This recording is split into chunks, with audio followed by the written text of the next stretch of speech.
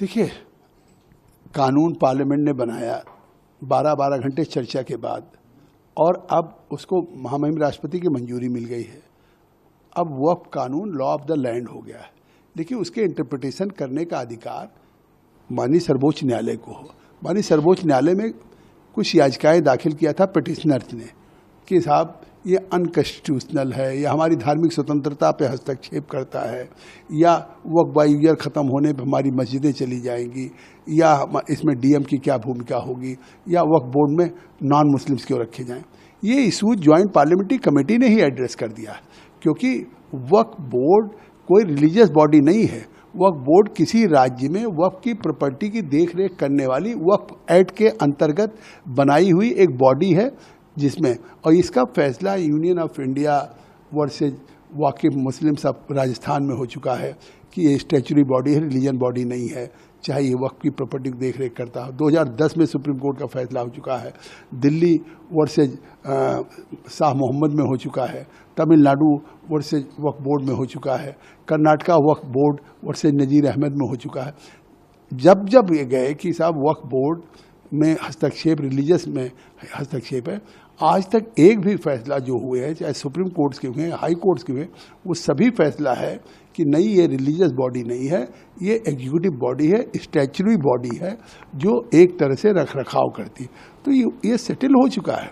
दूसरी बात, कलेक्टर, और अगर डिस्प्यूट है वक्फ बोर्ड की प्रॉपर्टी में, तो उसका फैसला आप कलेक्टर से ऊपर सेक्रेटरी या कमिश्नर रैंक का करेगा। फिर वही सवाल अगर पिटिशनर की तरफ से सिब्बल या अभिषेक मनी सिंह ही उठा रहे हैं, वक्फ बाय ईयर में हमने रिट्रोस्पेक्टिव ख़त्म किया है, अमेंडमेंट में केवल प्रोस्पेक्टिव है। अगर पुरानी मस्जिद, खानका, कब्रिस्तान या है, वहाँ पे अगर नमाज पढ़ी जा रही है तो वो वक्फ की रहेगा। ये देश को गुमराह कर रहे हैं। ये जो विरोध हो रहा है ये सियासी तौर से हो रहा है। आज भी वैसे ही कहते हैं, कांग्रेस पार्टी कहती है अनकॉन्स्टिट्यूशनल है। आपने अनकॉन्स्टिट्यूशनल क्यों नहीं साबित किया? आखिर सुप्रीम कोर्ट के सामने केवल इन बिंदुओं को उठाया, बाहर कहेंगे अनकॉन्स्टिट्यूशनल है, हमारी धार्मिक स्वतंत्रता को हस्तक्षेप है। इसीलिए सुप्रीम कोर्ट ने सुना, कोई रोक नहीं लगाई, कोई इस कानून को उन्होंने नहीं रोका, बस केवल एक सरकार को उनके जवाब को सुनने के लिए 7 दिन का समय दिया है। और 73 पिटीशंस हुई हैं, तो उसमें दोनों पक्षों को कहा है, चाहे वक्फ के फेवर में, चाहे वक्फ संशोधन के या विरोध में, 5-5 वकील निर्धारित कर ले, जिससे कि फिर 7 दिन सरकार का, 5 दिन को। तो साफ है कि जो एक इंटरप्रिटेशन और समीक्षा करने का अधिकार है, उसके अंतर्गत सुनवाई कर रहे हैं। लेकिन जो वक्फ का कानून, संशोधन कानून आया है, सरकार केवल संशोधन लेके नहीं आई, उसने जेपीसी को भेजा। 38 घंटे बैठकें हुई, 38 बैठकों में 113 घंटे बैठकें हुई। दुनिया के हम 284 स्टेक होल्डर से भारत में जाकर के मिले हैं, और उसके बाद हमने जो अमेंडमेंट्स किया, सजेशन दिया, उसको सरकार ने स्वीकार किया है। दोनों सदनों में 12-12 घंटे चर्चा हुई है। इसलिए वो लॉ ऑफ द लैंड है, और वो देश के आम मुसलमान, गरीब मुसलमान, पसमानदा विधवाओं के हक में है।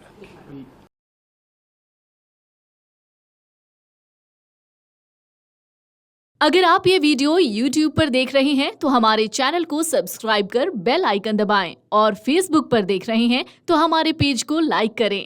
8 मिलियन प्लस सब्सक्राइबर, आपके इस भरोसे के लिए बहुत धन्यवाद। अगर आप ये वीडियो YouTube पर देख रहे हैं तो हमारे चैनल को सब्सक्राइब कर बेल आइकन दबाएं, और Facebook पर देख रहे हैं तो हमारे पेज को लाइक करें। 8 मिलियन प्लस सब्सक्राइबर, आपके इस भरोसे के लिए बहुत धन्यवाद।